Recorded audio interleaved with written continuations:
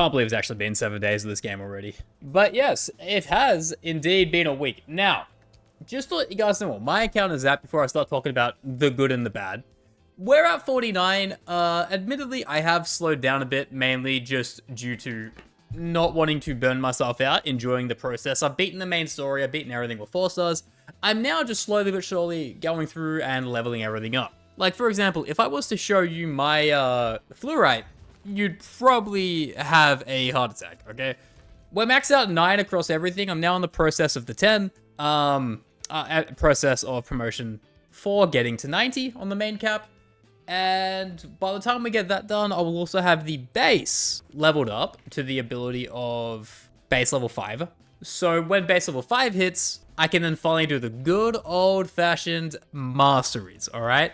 And if anyone is curious, yes, I will be doing the triple mastery on the ultimates purely just for the memes, all right? For the complete and other shit posts. But I do want to talk to you about this game because it has been a week. A lot of people are still apprehensive in actually trying it out. So I figured if I can be the bearer of good and bad news to let you know what you're really getting into, to see if it's worth sticking around and if this game's for you, then maybe there's an idea of making this video and it's worth kind of putting out there. So if you do like the video, please by all means like, comment, and subscribe, or don't, not your dad, and ask me questions if you would like on either live stream, twitch.tv/maximumgacha, or Discord in the description as well as the comments on YouTube itself. Now, the biggest issue I want to mention right now, because most people are at the point where I am at, if you have really done some decent grinding here and there, is there is an elephant in the room. We can't lie. We have to be honest with ourselves as much as everyone else. There is no endgame. It doesn't exist right now.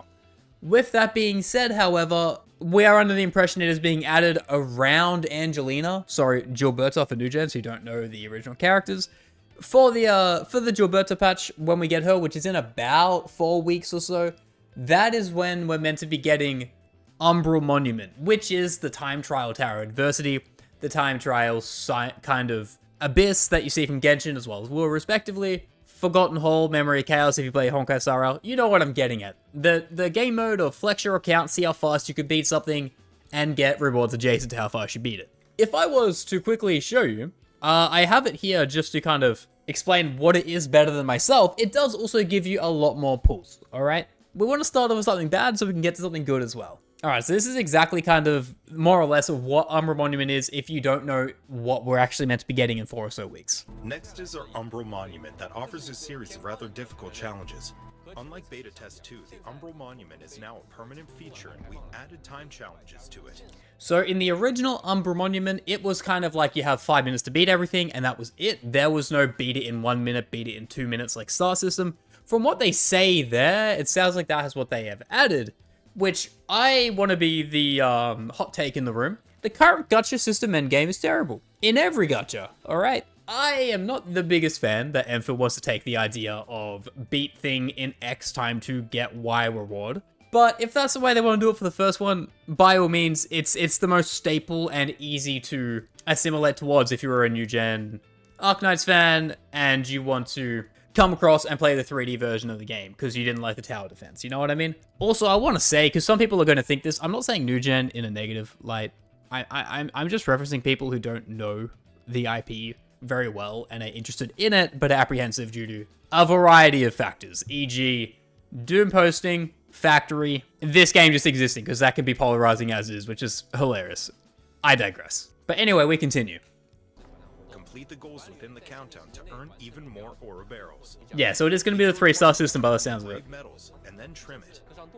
Normal mode have been improved to let you bring tacticals into the challenge.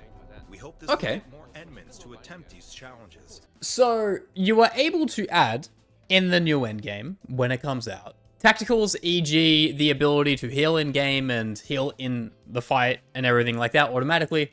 And that's pretty cool. So people who don't want to instantly rush through, if they don't exactly have level 90s and level 80s and everything, they can still get pretty far before they get to the limited stuff that refreshes every couple weeks. So, pretty good addition. Just thought I might explain that a bit further if you were confused what that meant. The healing in the game is the best way to put it. The final permanent feature is Delver of the Cryptic with spatial sets of challenges. Which this is now another endgame, but again, it's not... I won't say it's endgame. It is literally a puzzle mechanic situation, and you can play it every week. It will refresh from what they have said. That also being said, I don't know when this comes out. I don't know if this comes out at the same time of Umbral Monument, because it very well might, but I haven't seen anything concrete to say when it does inherently come out, alright? So for the time being, I would be waiting on worst case scenario 1.1 for everything Endgame to be released. Endgame in quotes because this is a puzzle system, not exactly account-based, but Umbral definitely is. So we are getting it, but the point still stands, we don't have it right now. Okay, now on to something good. The first thing I want to mention that was a big positive for this game, and a lot of people probably are overlooking it, is, and I know this sounds insane, is the Battle Pass. I.e. the paid version, but not paid in the way you think. Paid in your blood, sweat, and tears as an investment on yourself and a bet with Endfield that you will complete it. Because when you complete it, you get everything back and then some, alright? Let me show you what I mean. So when you play through the game, this is the premium currency that you get. Granted, you get this from completing levels as well, and once you achieve levels, achieve missions, you can also get this currency as much as Ouroboros, which is the premium currency, to pull. This, in the base game, can be used for outfits and cosmetics. I don't know if they're going to do that in this game, but might be worth keeping in mind so you don't blow through all of it and be like, I want a skin and don't want to spend money. Just see what the first skin set's like. But when you farm this stuff, you can actually spend it on a battle pass. So you have 3 tiers here, okay? You have the Originium supply, which costs 29, which if I remove my face cam, my fat head is in the way, costs only these golds. I now have 61, but it costs 29. As you can see, you actually get 32. And yeah, the paid version's the paid version. Don't talk about it. Spend money if you wanna. I'm not your dad. I'm just trying to explain how you can get a lot of return on investment if you do grind. It rewards grinders because there's a bet with the game that you will get to the end tier. And the end tier specifically because the final level gives you back 7. So if you do not complete the final level, you do lose out on about 4 of these Origeometries, okay? So you do need to max it in order to get this. Now, you also get things that, within it, a shite load of Ascension mats, as well as character mats, which, in my opinion, early game is when you need that stuff. Because the moment we get the end game, because right now we're in a space race of seeing who can day one everything when it comes out, we're in the prep phase, alright? It's like a grace period of leveling your account.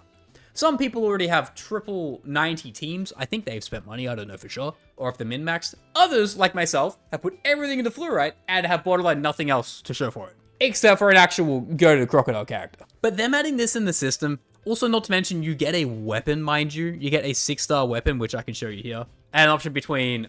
This is kind of a shitter, I'm not going to lie you guys. Edge figure isn't amazing. It gives nature infliction on nature infliction enemies. Allies, sorry. As it stands, there's not really any nature in the game. So I assume this is for like people who pulled Gilberto free to play or something like that. Because this is like the rarest element by far. There's 3 characters in the game. Only one of them actually is a caster. And that's Ardelia, alright? And if you guys don't know, you get Ardelia for free for literally logging into the game right here. So that one is a bust. I'm not going to pretend all 3 of them are goated. That one is a bust as of right now. Will we get new nature characters? Maybe it's not. But the other options of Umbral Torch, this is really good, right? Especially when you know everyone's got an Akakuri and Fire Sutra. A lot of people have pulled Sutra and gotten her as well. Umbral Touch is really good. Intellect, massive buff. Heat damage buff, attack buff, and when you trigger combustion or corrosion on enemies, you get heat and nature damage. So this is also versatile in the aspect of nature. Now, are there currently any nature swords in the game? Hell no! But there will be. There definitely will be, and there is fire right now. And the weapon's pretty good. It's cryo-based, so again, pretty much like a free-to-play Yvonne type beat, because there aren't many gunslingers. But as the game goes on, these will become more versatile and only become better options, okay? They are the max priority 6 if you do seem to care about that thing. Usually they're like 5s. In other games, like the tier below. But it's good to know they're here, and you also get them for free. Literally costs you nothing but time. Now, a bit of a in-between, people can't decide if it is good or bad. People either love it or hate it. It is like the most controversial thing in the game. I still have a 35. Ah, got another 5, nice. Probably the most controversial thing in the game is actually the factory, alright? This is just one of my outposts. A lot of people seem to go back and forth whether they like it. People love it and don't want blueprints. People hate it, want blueprints. Blueprints this, blueprints that. You can kind of say whatever you damn well please. I think it is a very cool system in the game to grind, because people just... The idea of min-maxing something that doesn't cost you stamina in a gacha game is borderline unheard of. And the fact that we just get to do that inherently is really, really fun, alright? So, as much of a gray area this is, my spaghetti factory I had so much fun putting this together. This one, I didn't really, I didn't really make it pretty, but it works, and I still have a lot of room to sort out here because Wulin, I have not maxed it out yet. It is a very fun and interesting side of things. And hey, if you're not into min-maxing factory automated stuff like Satisfactories, Factorios, all that kind of stuff, not for you, blueprints exist for a reason. They're also everywhere online, by the way. Shout out Renegade. If you want a good automated system that you do nothing on and you just have an endgame, go check out Renegade's channel. I'll put it in the description as well. It is a god tier setup for everything, both regions, Valley 4, and most importantly, Wulin. It will just save you time if you're not into the kind of thing. One thing I do feel is a bit expensive is probably the leveling up. Well, I shouldn't necessarily say the leveling up, but the progress of return on investment when it comes to actually using XP, it feels a bit egregious, okay? So for example, if I was to rip 19, okay, I've ripped 1, I go to level 63. I'm going to move my face cam for this just so you guys can see exactly what I'm talking about. We go to low one, it's 63. If we were to put all 18 here, it's barely a level. It takes exactly 15 to go up 1 level, and this also goes deeper and deeper and deeper.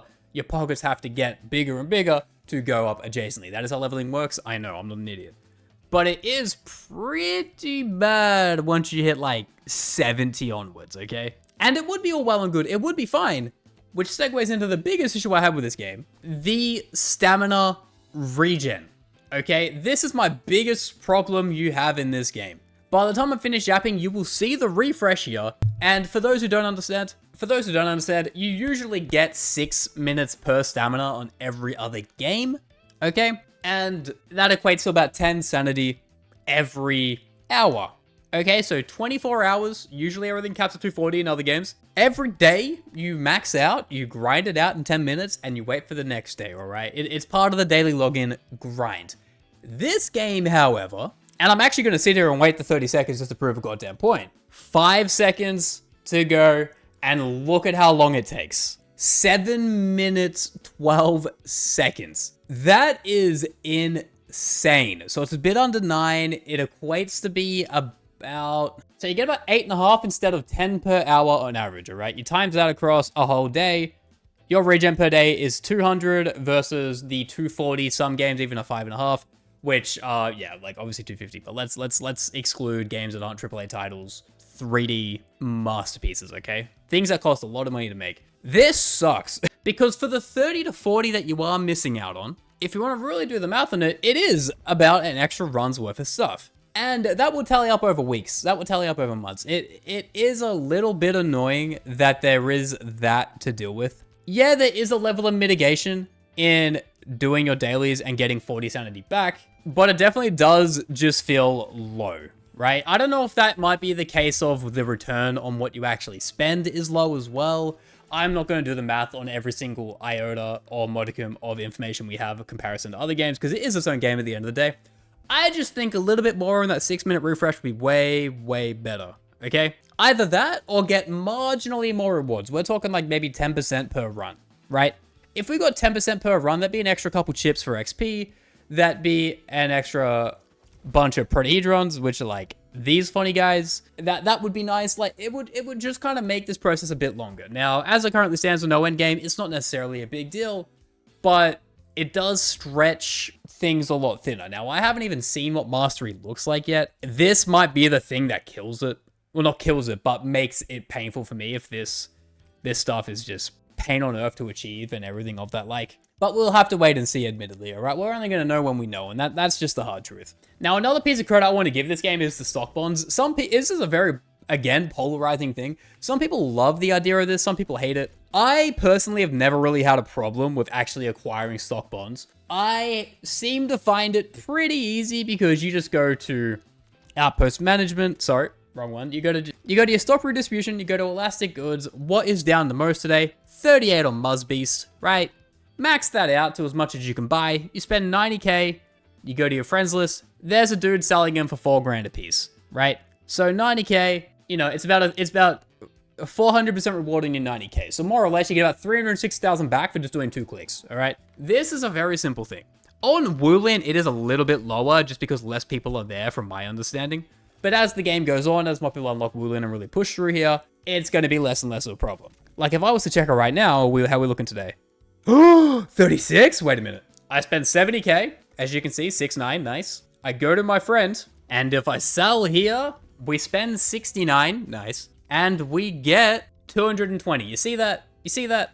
So you see the number I have in the corner, 247. It's now 467. Legitimately, it is very easy. Stock bonds are also what enable endgame gear building and gear artificing. So it is very important to get that as much as possible. It's part of your daily login routine, takes you 10 seconds.